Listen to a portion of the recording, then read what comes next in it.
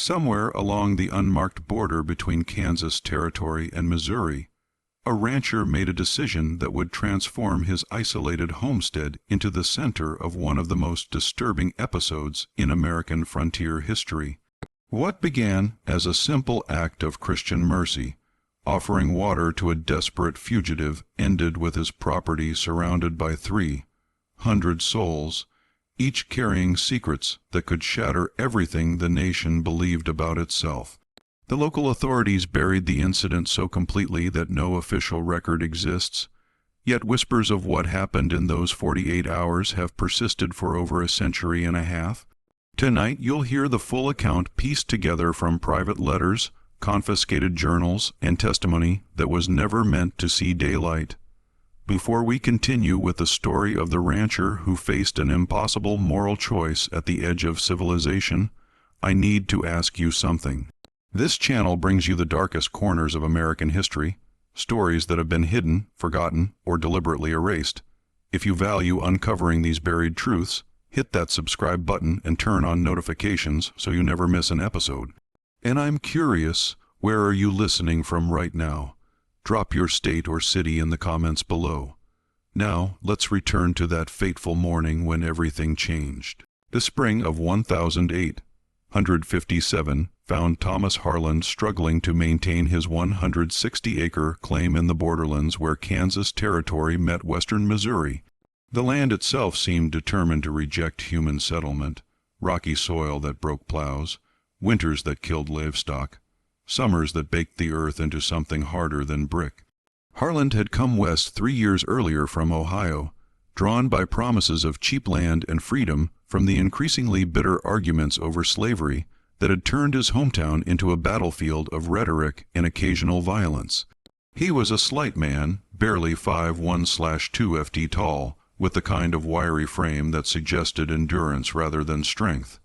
At 32, his face already carried deep lines around his eyes from squinting against the relentless prairie sun. He'd chosen this particular plot precisely because of its isolation nearly 18 miles from the nearest settlement, a ramshackle collection of buildings that optimistically called itself Zephyr Crossing. His closest neighbor was the Gaines family, 7 miles to the northeast, and even they only visited twice a year. Harland wasn't running from the law or fleeing debt. He was running from complexity itself. The slavery question had torn his family apart. His father a fervent abolitionist, his uncle a Democrat who believed in state sovereignty above all else. Their arguments had grown so venomous that his mother had stopped hosting Sunday dinners. Harland wanted no part of any of it. He'd chosen neutrality, chosen silence, chosen the kind of isolation where a man could work his land without having to take a position on anything beyond when to plant and when to harvest. His homestead consisted of a single-room cabin built partially into a hillside for insulation, a lean-to that served as a barn, a root cellar, and a well he dug himself over the course of 2 back-breaking months. He kept 4 chickens, 2 pigs, and a mule named Constance, who seemed to share his preference for solitude. The isolation suited him. Days would pass without him speaking aloud except to the animals. The morning of May 13th started like any other. Harland rose before dawn, fed the livestock, checked his meager vegetable garden, where shoots of corn and beans were just beginning to emerge from the soil. The spring had been wetter than usual, which meant the creek that ran along the southern edge of his property was running high and fast, its banks swollen with muddy water. He'd spent the previous day reinforcing the crude bridge he'd built, worried that the whole structure might wash away. Around mid morning, as he was repairing a section of fence that the pigs had damaged, he noticed something unusual on the western horizon, a figure moving slowly across the open prairie. This itself wasn't entirely remarkable. Occasionally, travelers passed through, usually heading west toward the newer settlements, sometimes east toward Missouri proper. What made him pause was the figure's size and the peculiar stumbling quality of their movement. As the shape drew closer over the next hour, Harland realized with a mixture of fascination and discomfort that he was watching a woman of extraordinary proportions, not fat, but tall, remarkably, almost impossibly tall. Even from a distance of several hundred yards, he could see that she stood head and shoulders above what any normal person should. She moved like someone at the absolute limit of their endurance, each step requiring visible effort. She was heading directly toward his homestead. Harland stood frozen at his fence line, hammer in hand, watching her approach. In that moment, he understood immediately what she was, even before he could make out the details. The borderlands were a conduit for runaways, though most had the sense to travel by night and avoid isolated homesteads. This woman was moving in broad daylight, which meant she was either desperate, lost, or both. As she came within 100 yards, he could see her more clearly. She was indeed enormous. He would later estimate her height at nearly 7 ft, though terror and wonder might have inflated his guess. Her dress, if it could still be called that, was little more than rags held together by hope and momentum. Her feet were bare and bleeding, leaving small dark marks on the dry grass. Her skin was so dark it seemed to absorb the sunlight, and her face carried an expression of such focused determination that it bordered on the frightening. She stopped at the edge of his property, swaying slightly, and their eyes met across the distance. For a long moment neither moved. Harland's mind raced through his options. He could pretend he hadn't seen her, retreat into his cabin, and let her pass. He could fire a warning shot, drive her away from his land. He could ride to Zephyr Crossing and report her presence to the part-time marshal, who also ran the general store. Or he could acknowledge her humanity. "Water," she said, and her voice carried across the space between them with surprising clarity. Not a question, not a plea, simply a statement of what she needed to continue existing. Harland found himself walking toward his well before he'd consciously made the decision. His hands trembled as he worked the rope, bringing up the bucket. She approached slowly, each step deliberate, and he could hear her breathing, harsh, ragged, the sound of someone who'd been running for days. When she reached the well, she didn't grab the dipper he offered. Instead, she waited, eyes locked on his face as if testing whether this was some kind of trap. Finally, she took the dipper, drank deeply, then drank again and again. She emptied the bucket twice before stepping back. "Thank you," she said, and there was something in her voice that made Harland's skin prickle. Not gratitude exactly, more like acknowledgement of a debt that would be repaid one way or another. "You should keep moving," he said quietly, surprised at the steadiness in his own voice. Before dark, they patrol the roads at night, but not the open country. She studied him for a long moment, and he had the unsettling sense of being evaluated, judged, and found. "Adequate, perhaps, or useful. My name is Delilah," she said. "I won't forget this." Then she turned and walked south toward the creek and the thick line of cottonwoods that marked its path. Harland watched until she disappeared into the treeline, then returned to his fence work with hands that wouldn't quite stop shaking. He told himself that was the end of it. One small act of mercy in a world that seemed increasingly short on such things. He would never see her again, and in a few weeks he'd wonder if he'd imagined the whole encounter. But as the sun began to set that evening, as he was securing the chickens for the night, he noticed something that made his blood run cold. There were footprints around his cabin, many footprints, far too many, and they were fresh. Harland didn't sleep that night. He sat in his cabin with his father's old rifle across his knees, watching the darkness beyond his single window. Every sound made him flinch. The wind moving through the grass, an owl calling from the cottonwoods, the pigs shifting in their lean-to. But beneath those ordinary night sounds, he thought he heard something else. Movement, many somethings moving. Dawn came slowly, the darkness bleeding away to reveal a sight that would be burned into Harland's memory for the rest of his life. They surrounded his property in a loose circle that extended perhaps 100 yards out from his cabin in all directions.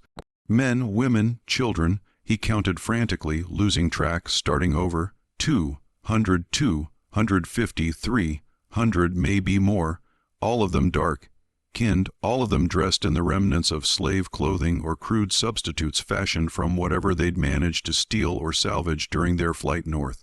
But it was their silence that frightened him most, 300 people should make noise, talking, crying, arguing.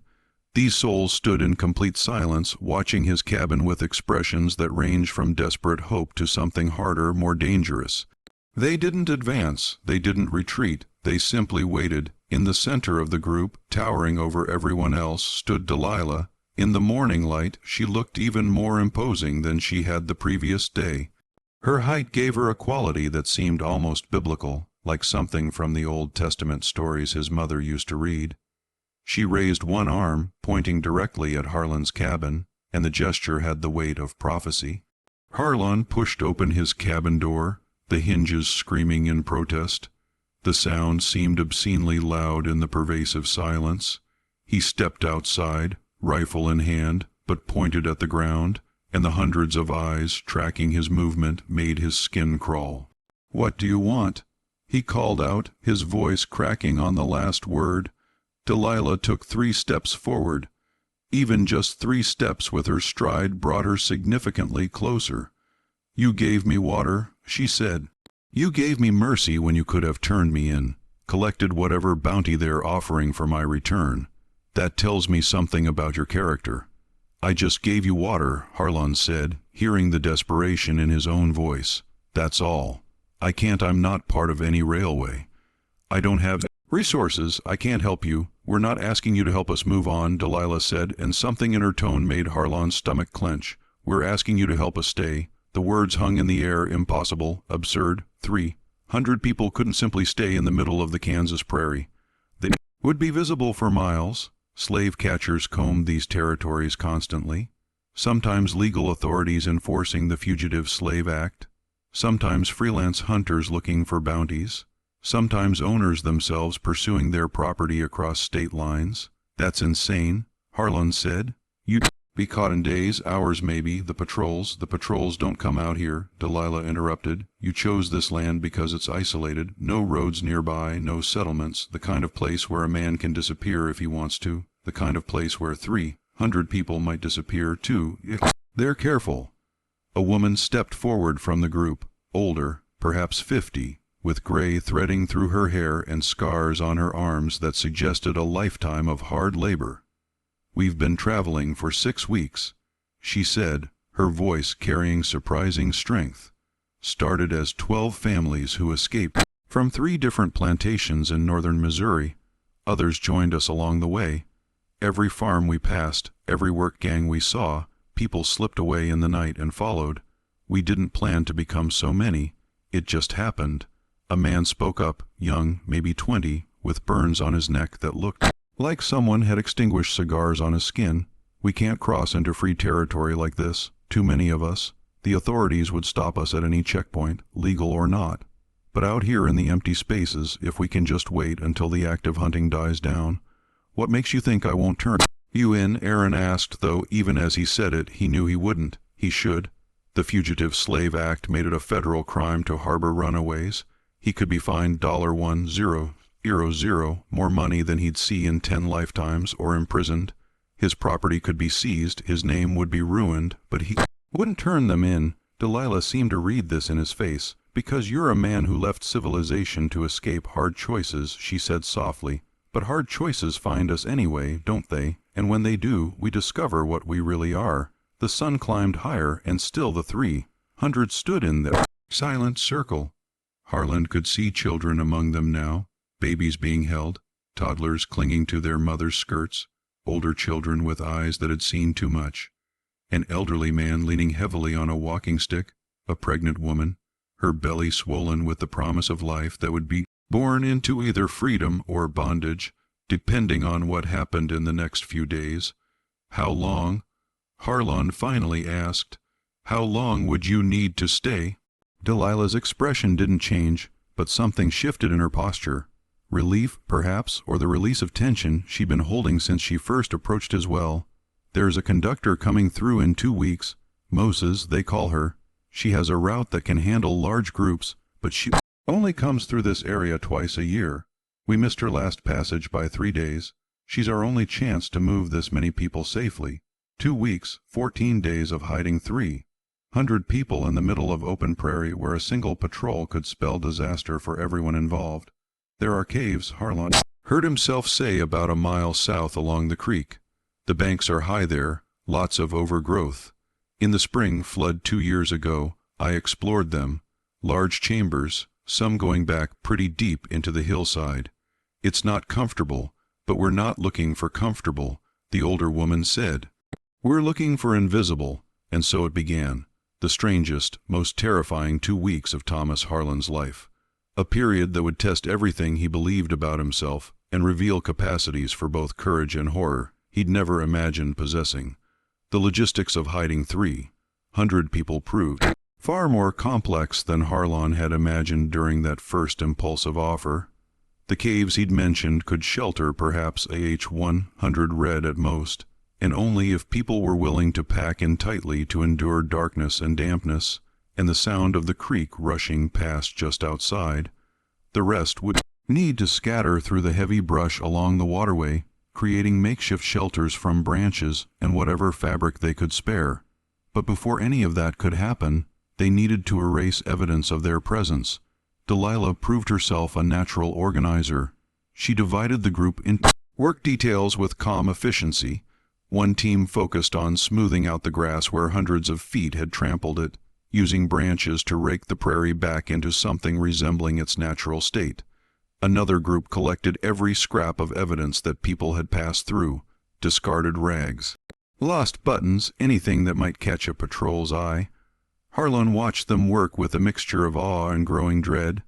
These people moved with the practiced efficiency of those who'd spent their entire lives working under supervision, following orders, accomplishing impossible tasks because the alternative was punishment. But now they were working for themselves, for their own survival, and the difference showed in the intensity of their effort. The young man with the cigar burns on his neck introduced himself as Nathan. He'd been owned by a tobacco planter in Clay County, Missouri. Trained as a blacksmith but rented out to various farms and businesses. My owner liked to remind me who controlled my body, he said quietly, touching the scars. Used me as an ashtray when he was drinking. Told me I should be grateful. He could have sold me south to the cotton plantations where they worked men to death in 5 years. He'd escaped on a moonless night in late March, killing the dogs his owner had sent after him with his own hands. I didn't want to do it, he said. Those dogs didn't choose their masters any more than I did. But it was them or me, and I chose me. The older woman's name was Ruth, and she'd been enslaved on a hemp plantation in Lafayette County. She'd given birth to 11 children, watched 8 of them sold away before they reached age 10. The 3 who remained had escaped with her along with her husband Samuel, who'd lost 3 fingers on his left hand to a cornchular accident that his owner had refused to get treated properly. The wounds had healed badly, leaving him with a claw-like hand that he wielded with surprising dexterity. Every person had a story. Every story contained cruelty that made Harland's stomach turn. A woman named Charity had been bred like livestock, forced to bear children for 5 different men her owner selected to improve the stock. A man called simply Big James had scars across his entire back from whipping so severe they'd exposed bone. A teenage girl named Sarah had burn marks in the shape of her owner's initials branded into her shoulder, but it was Delilah's story that truly shook Harland to his core. She'd been born on a plantation in Kentucky, daughter of a woman who'd been tall herself, nearly 6 FD, and a father who'd been selected specifically for his size and strength. They bred us like horses, she said flatly, sitting by Harland's fire the second night, looking for the biggest, strongest workers. My mother gave birth to 4 children. I was the only one who survived past age 5. The others just grew too fast. Their hearts couldn't keep up with their bodies. By age 14, Delilah had reached 6'T tall. By 16, she'd topped 6'1/2 FD. Her owner had been delighted at first, seeing her as proof that his breeding program worked. He'd hired her out to other plantations for stud service, forcing her to bear children with men selected for their size and strength. I had 7 pregnancies, she said, staring into the fire. 6 children born, only 2 survived past infancy. My body was too big to properly nourish them while I was still forced to work full days in the fields. My last baby, a boy, died in my arms 3 days after birth. Just stopped breathing, and I felt something break inside me that day. Something that told me I would rather die than continue living as property. She'd been planning her escape for 2 years, carefully cultivating a reputation for being slow, witted and obedient while secretly hoarding food, studying the patrol patterns, and learning which other enslaved people might be willing to run if given the chance. When she'd finally fled, 12 people had come with her. By the time she reached Harland's property, that 12 had grown to 300, a rolling wave of humanity collecting desperate souls as it moved. "I didn't set out to lead anyone," she said. "But when you're 7 feet tall and you're the one who's walking in front, people assume you know where you're going, so I started acting like I did." The days developed a terrifying routine. Before dawn, Harland would scout the surrounding area, climbing to a high point where he could see for miles in every direction. If the horizon was clear, he'd signal the hidden refugees, a white cloth hung from a specific fence post, that it was safe to emerge for a few hours to stretch cramped limbs, to care for sanitary needs in a more dignified fashion than the caves allowed, to let the children run and release some of their pent-up energy, but everyone remained constantly alert for danger. Nathan had organized watch teams that rotated every 2 hours, young men with good eyesight who positioned themselves at strategic points with instructions to give warning at the first sign of riders. The signal was simple but effective, a morning dove call, specific and distinctive. Food became the pressing concern. Harland's stores couldn't possibly feed 300 people for 2 weeks. He slaughtered both pigs and the chickens too, though he mourned the loss of his egg supply. Several of the men went out at night to hunt, taking terrible risks, but returning with rabbits, wild turkeys, even a small deer.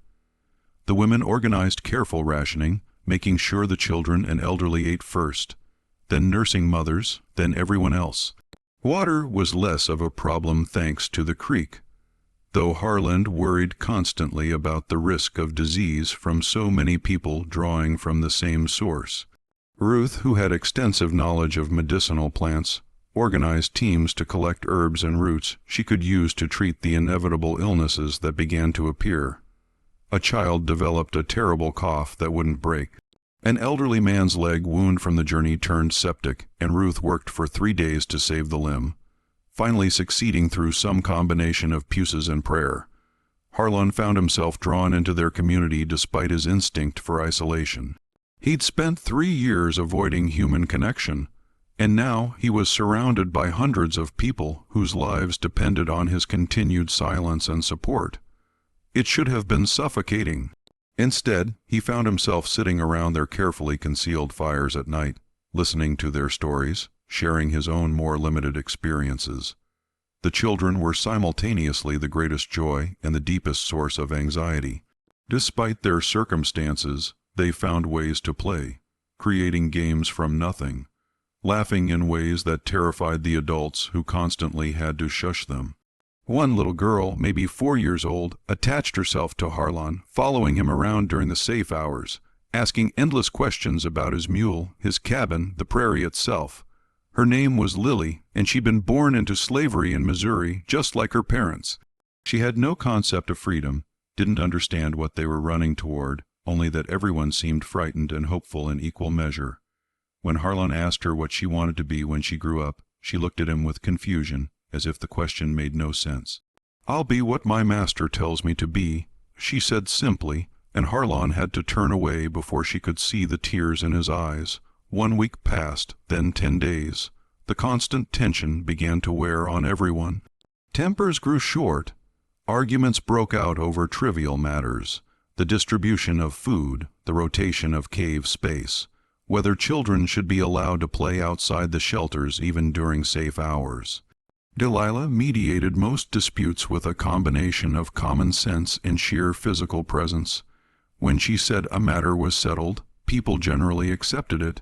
But on the 11th night, something happened that nearly destroyed everything they'd built.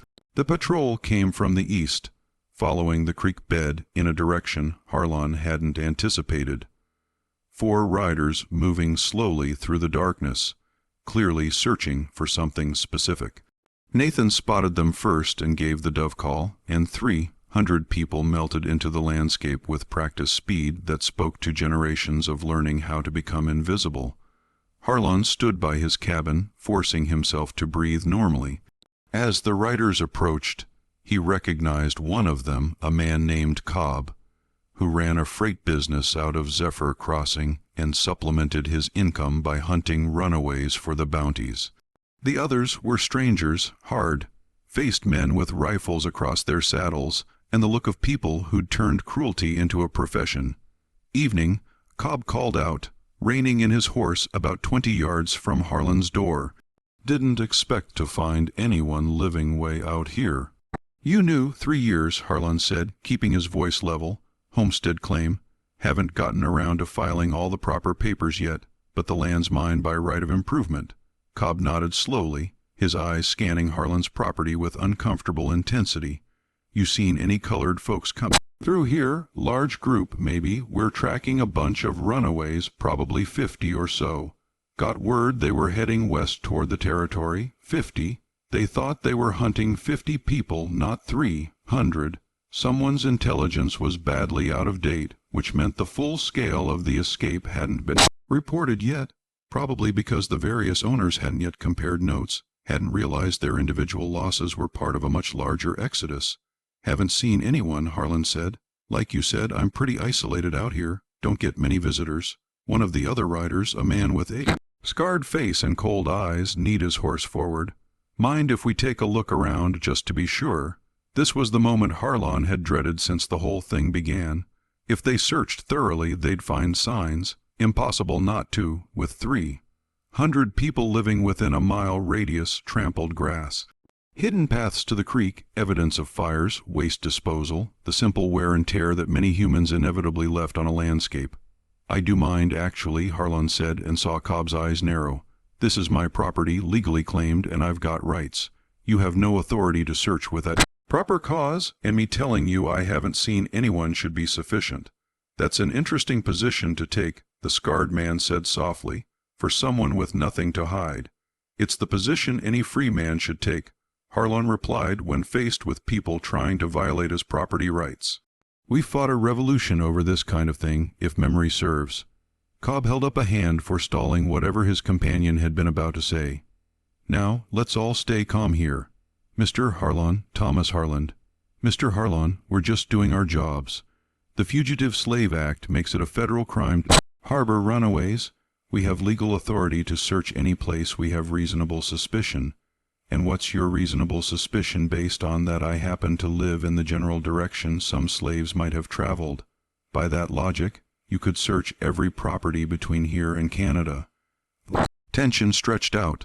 4 armed men facing one man with a rifle he deliberately left inside his cabin to avoid appearing threatening. Harland could feel sweat running down his spine despite the cool night air. If they decided to search anyway, he had no way to stop them. He could grab his rifle, try to hold them off, but that would just confirm their suspicions and bring more men with more guns. Somewhere in the darkness behind him, 300 people waited in silence, their lives hanging on this conversation. "I'll make you a deal," Cobb finally said. "You let us water our horses at your well. Maybe rest here for a bit, and we'll consider your cooperation noted. Might be worth something later if questions come up about this area." It was a test. Harland realized they wanted to stay long enough to observe to see if he showed signs of nervousness. If anyone tried to slip away in the darkness, thinking the coast was clear, if he refused, he'd look suspicious. If he agreed, he'd have to maintain perfect composure while they watched for any crack in his facade. "Well's over there," Harland said, gesturing. "Water's cold and clean. Help yourselves." The next hour was the longest of Harland's life. The riders watered their horses slowly, all the while studying his property with eyes that missed nothing. Harland forced himself to go about normal business, checking on his mule, adjusting some equipment in the lean-to, even starting a fire, and making coffee which he felt obligated to offer the men, though the thought of sharing anything with them made his skin crawl. They talked among themselves in low voices, occasionally asking Harland casual questions that felt anything but casual. How long had he been alone out here? Where had he come from before? Did he keep up with politics? What did he think about Kansas joining the Union as a free state versus a slave state? Harland gave careful, neutral answers, playing the role of a man who deliberately removed himself from such controversies. It wasn't difficult. was who he'd actually tried to be before 300 desperate souls had made neutrality impossible. Finally, after what felt like days but was probably only 60 or 70 minutes, Cobb stood and stretched. "Well, Mr. Harland, we appreciate your hospitality. If you do happen to see any colored folks come through, there's good money in reporting them. Bounties range from $50 to $300 depending on the individual. That's a lot more than most men see in a year out here." "I'll keep that in mind," Harland said evenly. They mounted up, and for one terrible moment the scarred man turned his horse toward the south, toward the creek where the caves and shelters lay hidden in the darkness. Harland's heart hammered so hard he was certain they could hear it. But then Cobb called out, "This way, Davis. Let's check that settlement we passed yesterday." And the scarred man wheeled his horse around to follow. Harland watched them ride east until they disappeared into the darkness, then stood for another 30 minutes, making sure they weren't circling back. Only when he was certain they were truly gone did he give the all-clear signal, 3 short whistles like a night jar. The dove call came back almost immediately, and gradually, cautiously, the hidden refugees began to emerge. Delilah was the first to reach him, moving with surprising silence for someone so large. "That was too close," she said quietly. "They thought they were tracking 50 people," Harland said, "which means whatever's happening is bigger than individual owners chasing their property. The different escapes haven't been connected yet, but they will be. And when they are, we need to be gone." Delilah finished. "How much longer until your conductor arrives?" 3 days, Harland said, "if she stays on schedule, if she hasn't been caught or delayed." "If," Delilah repeated, and the word carried the weight of every uncertainty they faced. But the close call with the patrol had shaken something loose in the group's fragile cohesion. That night, as people tried to settle back into their hiding places, Harland overheard fragments of worried conversations. Some people wanted to split up, arguing that a group this large was impossible to hide. It would be easier to manage as smaller units. Others insisted that staying together was their only strength, that separating would leave individuals vulnerable to being picked off one by one. The debate came to a head the following morning when a man named Josiah stood up during one of the brief open periods and addressed Delilah directly. "You brought us here," he said, his voice carrying across the assembled group. "You told us this was the way to freedom, but every day we stay in one place is another day we risk being caught. I say we should move on, take our chances heading west on our own." Delilah regarded him with an expression that gave nothing away. "And where exactly would you go? Kansas Territory has free state supporters," Josiah argued. "Lawrence, Topeka, places where abolitionists would shelter us. Kansas Territory also has pro-slavery raiders who would turn us in for bounties," Ruth interjected. "Bleeding Kansas, they call it, because both sides have been killing each other for 2 years over whether it'll be slave or free. You think we'd be safe walking into that? Safer than sitting here waiting to be discovered," Josiah shot back. "We've come this far together," Nathan said quietly. 300 people all the way from Missouri. That has to mean something. We split up now. We lose our greatest strength." "What strength?" Josiah demanded. "We're just a big target. The bigger the group, the easier to spot. The bigger the group, the harder to capture." Big James rumbled. He stood up, his massive frame making even Delilah look almost normal-sized in comparison. "You ever tried to control a crowd of angry people?" "I have. Worked on a plantation where they tried to break up a gathering of 50 souls who wanted better food. Took them 20 armed overseers, and they still barely managed it. Now imagine what 300 people could do if we decided to stop running and start fighting." The suggestion hung in the air, dangerous and tempting. Harland saw it ripple through the crowd, the possibility of resistance, of turning and facing their pursuers rather than continuing to hide. It terrified him, not because he thought it was wrong, but because he could see how easily terror and desperation could tip into violence. "No," Delilah said firmly, "we didn't come all this way to become what they've made us out to be, violent, savage, dangerous. We survive by being smarter, not by fighting battles we can't win." "But we could win," Josiah insisted. 300 of us against however many slave catchers they send. We have numbers. Numbers aren't enough," Ruth said quietly. They have guns training the law on their side. We fight, we die. Maybe we take some of them with us, but we still die. And even if by some miracle we won, then what? We'd be fugitives and murderers. Every authority in the territory would be hunting us. Is that the freedom you want? The tension in the group was palpable, and Harland realized with growing alarm that they were teetering on the edge of fracture. If the group split, if people started leaving in different directions, it would only be a matter of time before someone was caught. And once captured, they'd be interrogated, tortured, probably made to reveal where the others were hiding. 3 more days, Harland heard himself say, and everyone turned to look at him. He'd been so careful to stay on the periphery of their debates, to not insert himself into their decisions. But he couldn't stay silent now. The conductor is due in 3 days. If she doesn't come, then you make your choices. But give it 3 more days. You've made it this far. Don't fall apart when you're so close. Delilah gave him a look of something that might have been gratitude or might have been calculation. The man has a point. We've survived 11 days. We can survive 3 more. The group eventually dispersed back to their hiding places, but the argument had left cracks in the solidarity that had carried them this far. Harland could feel it, the way people clustered in smaller groups. Now the suspicious glances, the whispered conversations that stopped when others approached. That night, as he lay in his cabin, staring at the ceiling, Harland tried to calculate how many laws he'd already broken. Harboring fugitive slaves was a federal crime carrying a $1,000 fine. Providing material support, food, shelter, aid, compounded the offense. If authorities discovered what he'd done, he could be imprisoned, his property seized, his name destroyed. And yet, when he thought about turning them in, about collecting the bounties that would make him wealthy beyond his dreams, the idea filled him with such self-loathing that he physically couldn't entertain it. He'd come west to escape hard choices. Instead, he'd found the hardest choice of all, whether to preserve his own safety or risk everything for people he'd never met before. As dawn broke on day 12, Harland had his answer. He'd already made his choice, whether he'd consciously acknowledged it or not.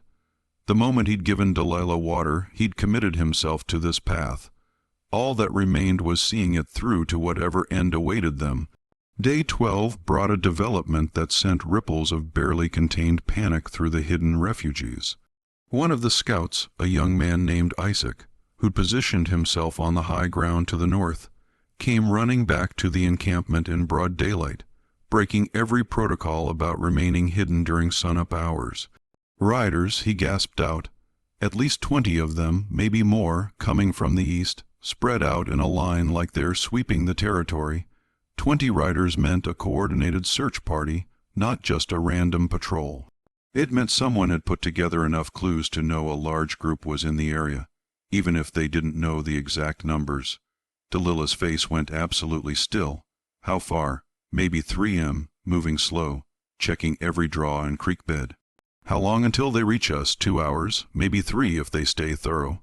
The words sent the community into controlled chaos. People began gathering their few possessions, preparing to flee deeper into the landscape. But Ruth held up a hand, her voice cutting through the rising panic. "Wait," she said. "Think about this. 3 miles. That's not enough time to pack up and move 300 people without leaving a trail a blind man could follow. We run now in daylight, scattered and panicked. We might as well paint signs pointing to where we've gone. So, what do you suggest?" Josiah demanded. "We just sit here and wait to be caught." "I suggest we make them think there's nothing here to find," Ruth replied. She turned to Heron. "Your property, how normal does it look right now?" Harland thought quickly. "I slaughtered my livestock for food. That's unusual, and my supplies are basically gone. If they search my cabin, then we make sure they don't." Big James said, "We give them something else to look at. A reason to keep moving." Nathan's eyes lit up. "A decoy. We plant evidence of a group heading west away from here. Fresh trail. Maybe some dropped items enough to make them think they're still behind their quarry." "It might work," Delilah said slowly, "if we can make it convincing enough." The next hour saw the most desperate piece of theater Harland had ever witnessed. A group of 20 volunteers led by Nathan set out to create a false trail heading northwest. They moved deliberately, trampling grass, breaking branches, even abandoning a few items that looked like they'd been dropped in haste, a torn shirt, a crude wooden toy, a tin cup. Meanwhile, everyone else worked to eliminate any trace of their presence. The fires were doused and scattered. Waste was buried deeper. The paths to and from the creek were carefully disguised. People retreated into the caves and the deepest brush, packing in so tightly that Harland could hardly believe 300 souls could fit in such a confined space. Harland himself worked frantically to restore his cabin and property to something resembling its pre-arrival state. He couldn't replace his livestock, but he could at least clean up the butchering area, distribute the remaining stores to make it look like he'd been living normally rather than feeding a small army. With 30 minutes to spare before the estimated arrival of the search party, everything that could be done was done. The refugees were hidden. The false trail was laid. Harland's property looked as close to normal as they could manage. Harland forced himself to engage in routine tasks, as if this were any other day. He worked on his fence, the same fence he'd been repairing when Delilah first appeared. If anyone was watching from a distance, they'd see a man going about his business, not someone harboring hundreds of fugitives. The riders appeared on the eastern horizon right on schedule.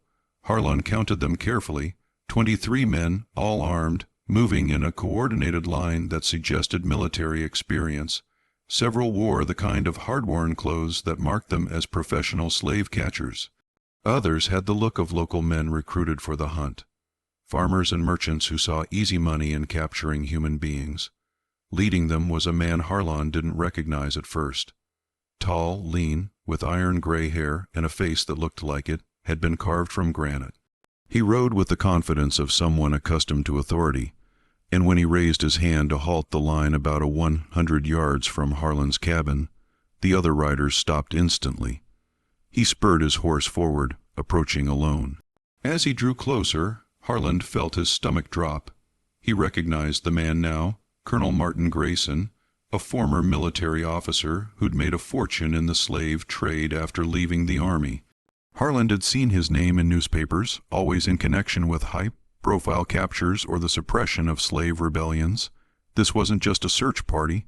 This was a manhunt led by someone who treated it as warfare.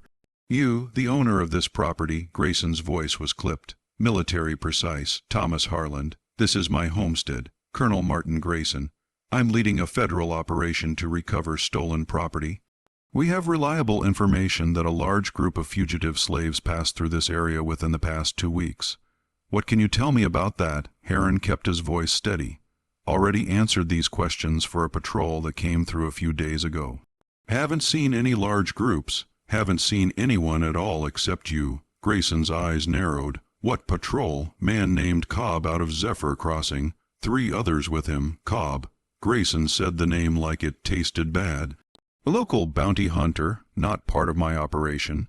He dismounted, and Heron noticed how he moved economically, every motion purposeful. This was a man who'd spent his life in situations where wasted effort could mean death. "I'm going to be direct with you, Mr. Harland. We're not tracking a small group anymore.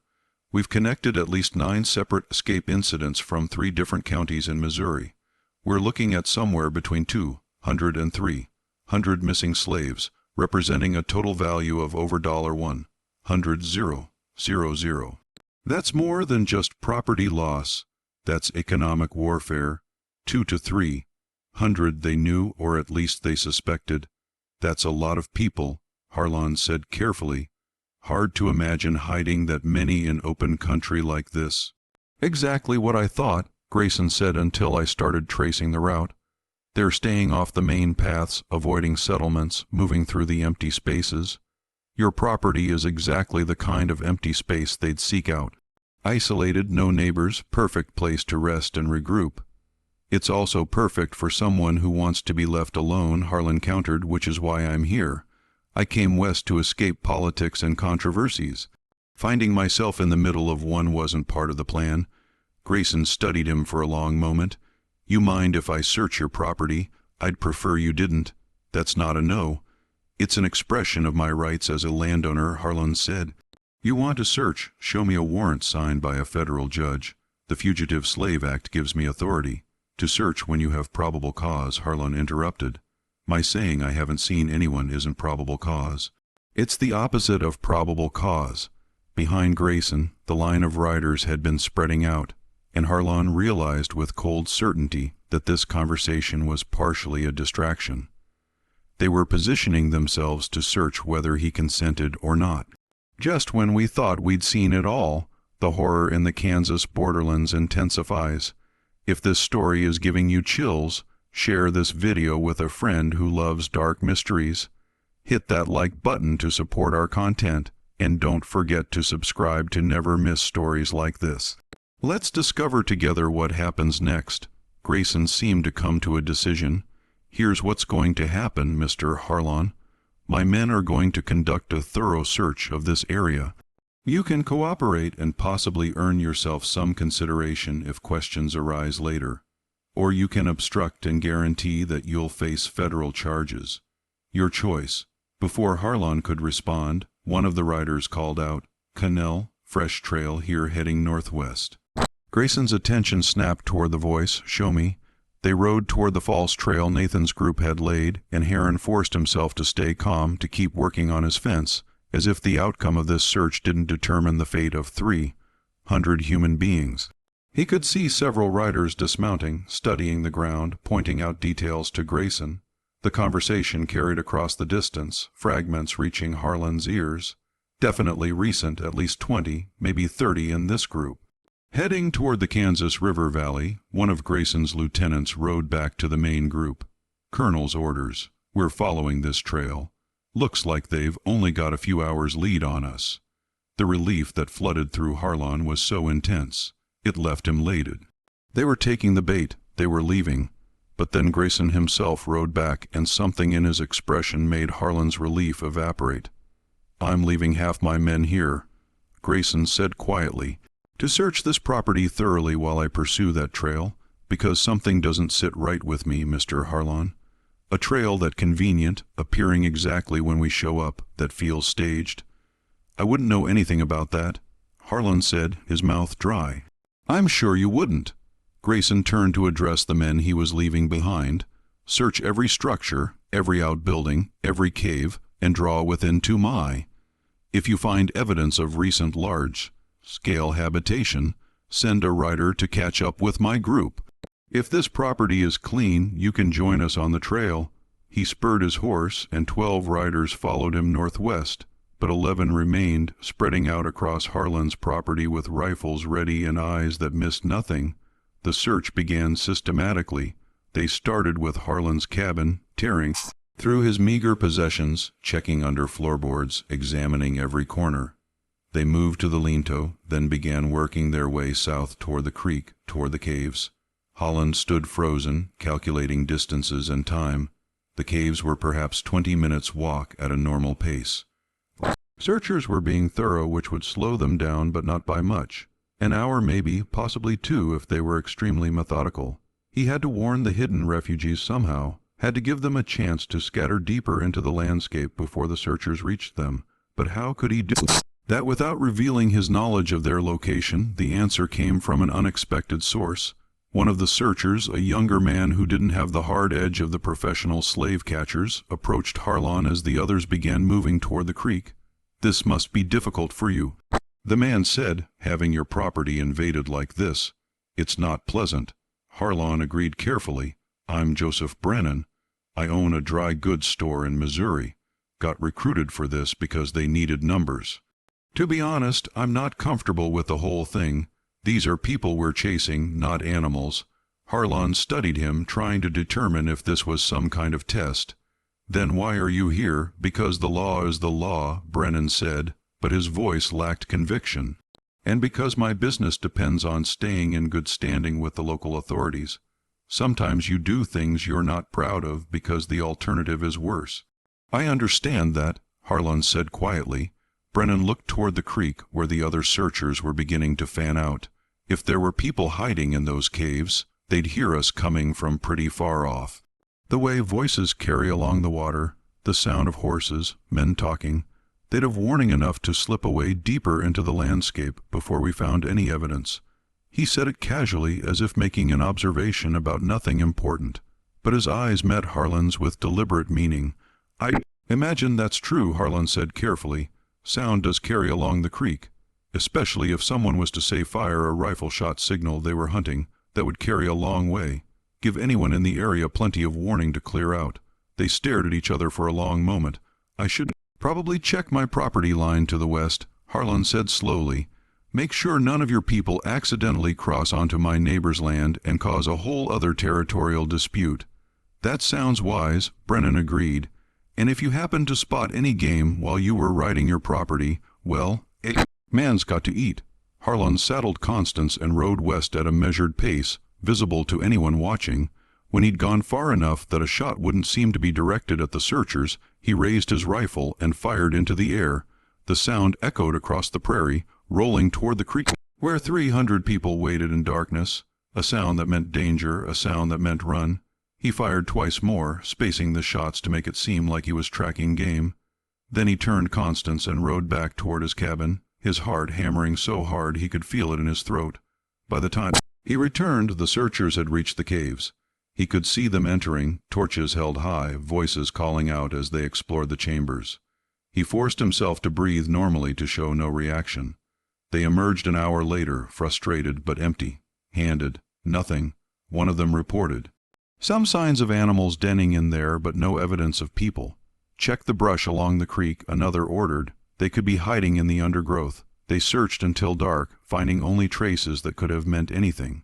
A broken branch, some trampled grass, ordinary signs of wildlife, no people, no definitive evidence of 300 souls having sheltered there for nearly 2 weeks.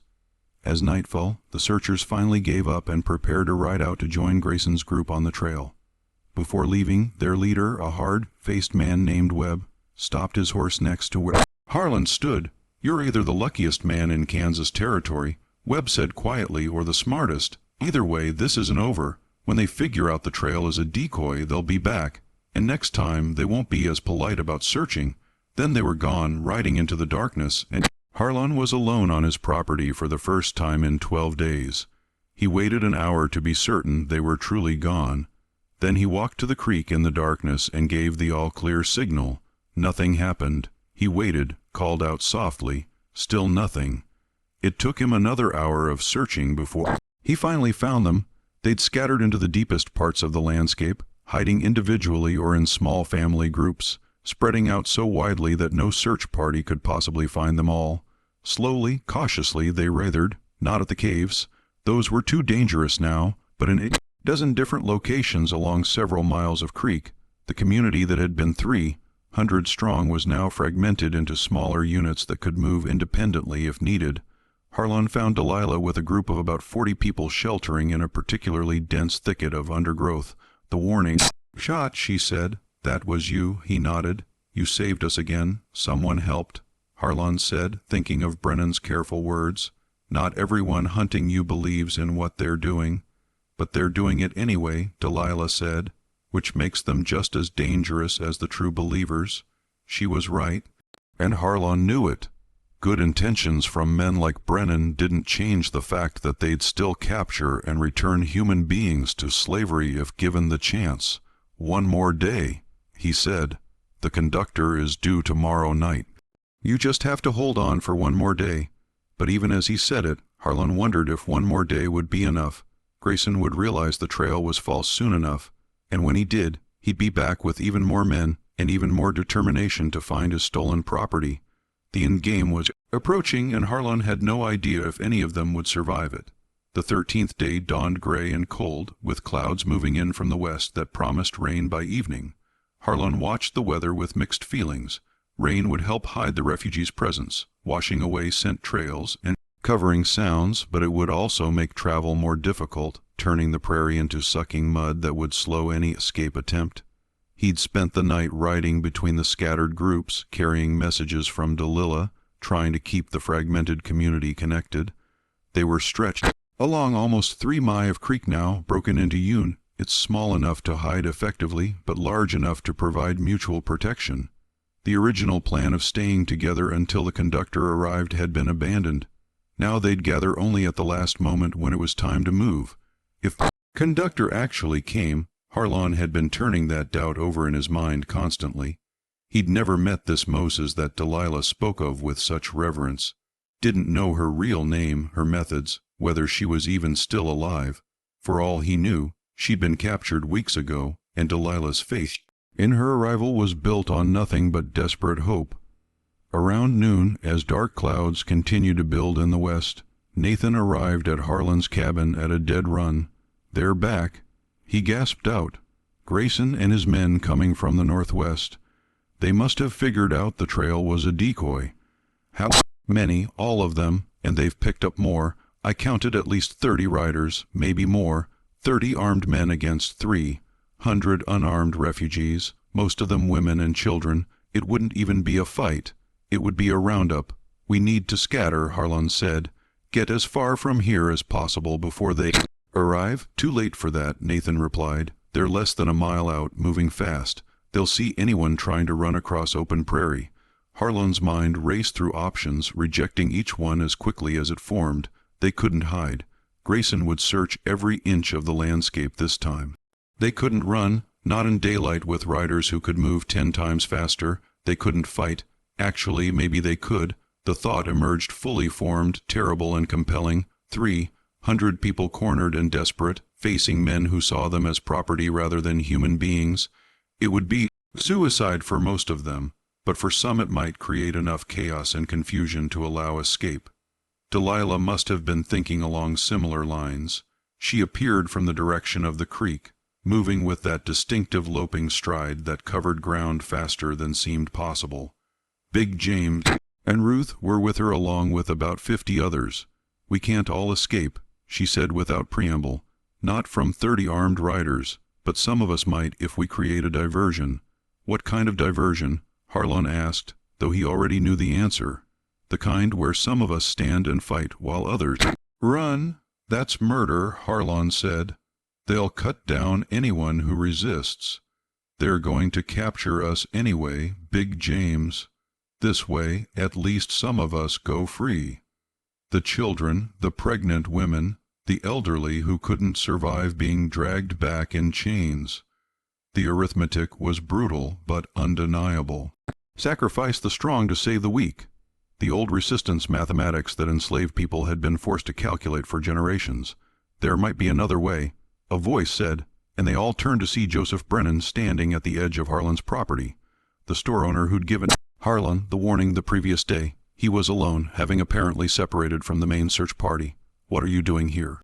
Harland demanded, trying to stop a massacre. Brennan replied, "Colonel Grayson is convinced you're harboring the fugitives, Mr. Harland.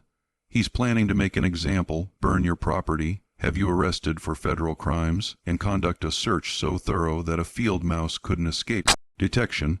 So you came to warn us before participating in our capture." Delilah's voice dripped with contempt. "I came to offer an alternative," Brennan said. "I have a wagon, large one, designed for freight hauling. It's hidden about 2 miles south of here. I also have contacts in Lawrence who will provide shelter, no questions asked." "Why would you help us?" Ruth asked suspiciously.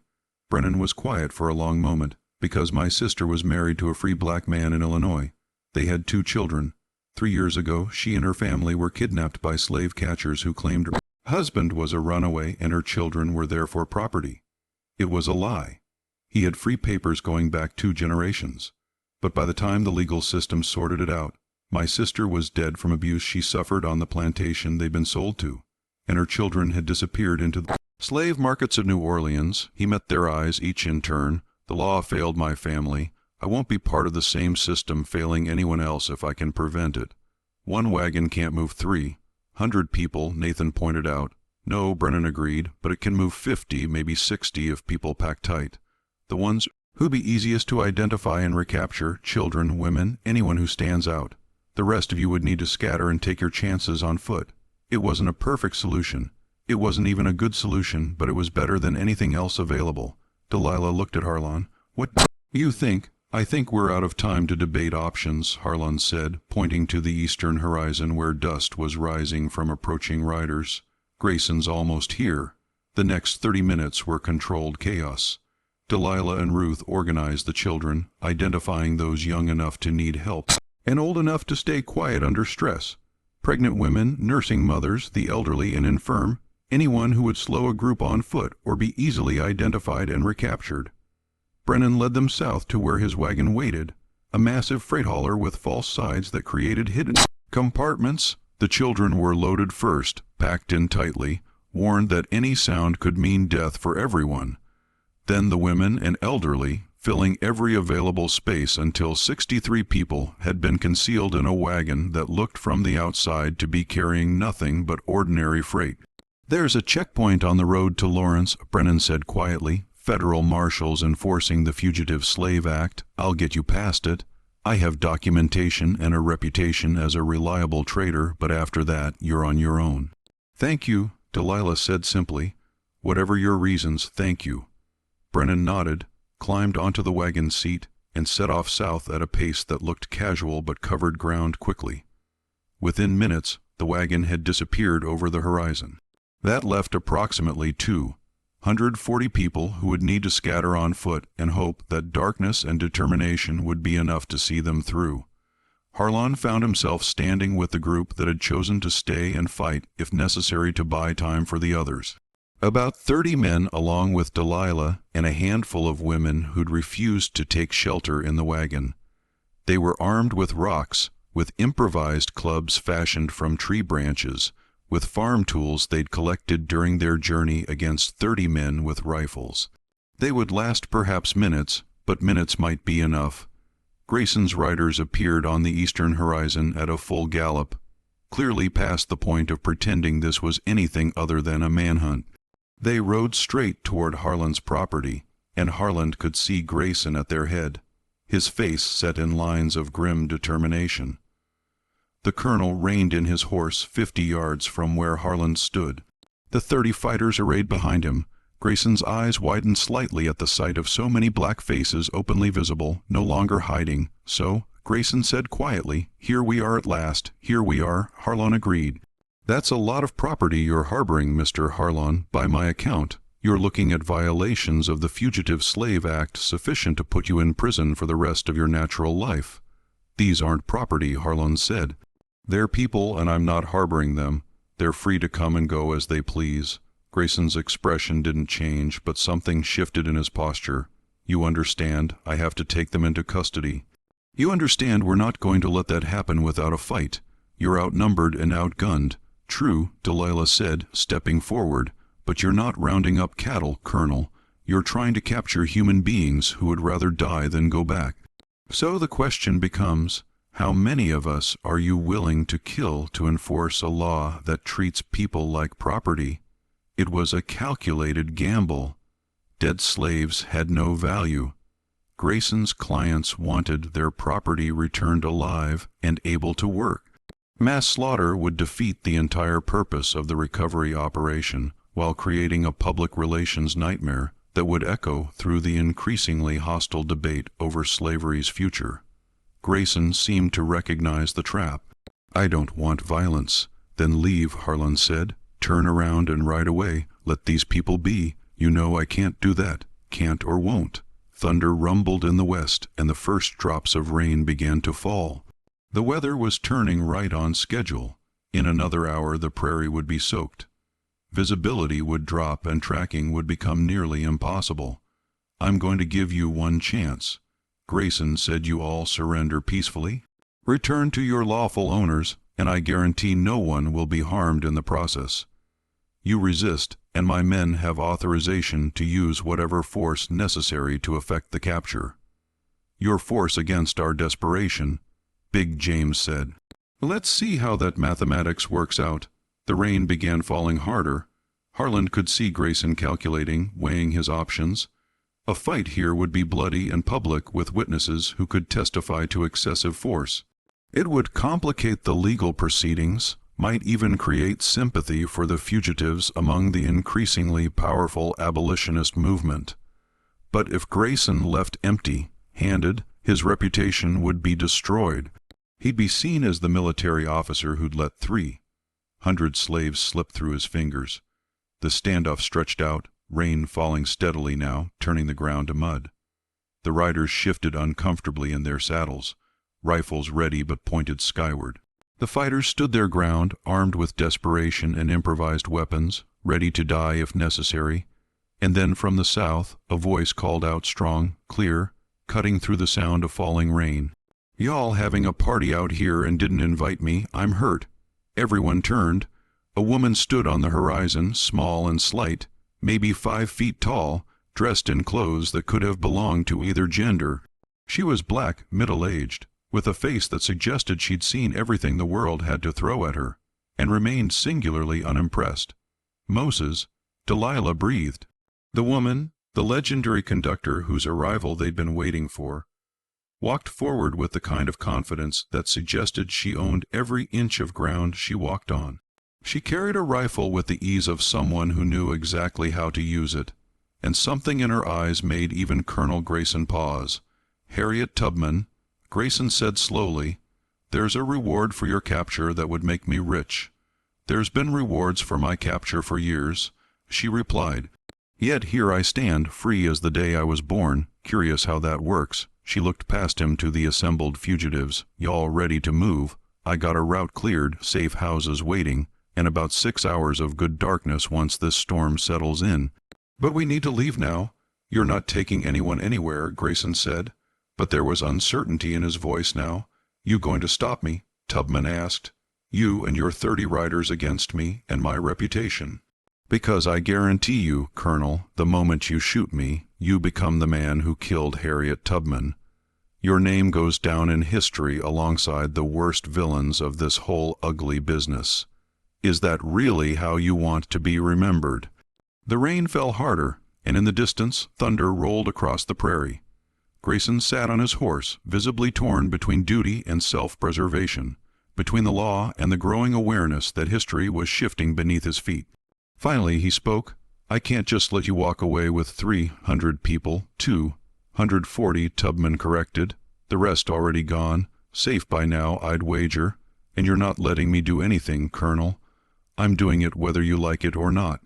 Only question is whether you're going to make this violent or whether you're going to tell your clients that the group scattered before you could effect capture. One version makes you a monster. The other just makes you a man who got outmaneuvered. Your choice." The silence that followed was broken only by the sound of rain hitting the ground. Every person there seemed to be holding their breath, waiting for Grayson's decision. When he finally spoke, his voice was quiet but clear. "There are principles higher than property law. I may not agree with you, Miss Tubman, but I won't be the man who starts a war today." He turned to his riders. "Mount up. These people scattered before we could establish positive identification. We return to Missouri and report accordingly." Some of his men looked like they wanted to object, but Grayson's authority held. They wheeled